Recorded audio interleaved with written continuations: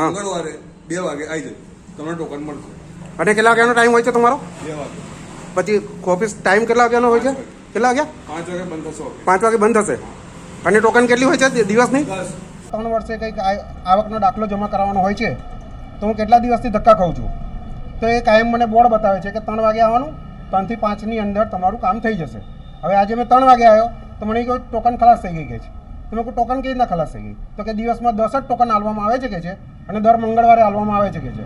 નિઝામુદ્દીન કરીને ભાઈ છે, એમને એવું કીધું 2 વાગે ટોકન આપવામાં આવશે. અહીંયા આખા હોસ્પિટલની અંદર કોઈ બી જગ્યાએ લખ્યું નથી. 2 મિનિટના કામની અંદર બી મને હેરાન કરે છે આ લોકો.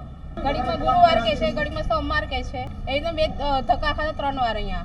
બધા ટોકન ઇસ્યુ થઈ ગયા હતા કારણ કે અત્યારે 70+ આયુષ્માન કાર્ડની કામગીરી ચાલુ થઈ તો ખૂબ જ સંખ્યામાં પબ્લિક આવે છે.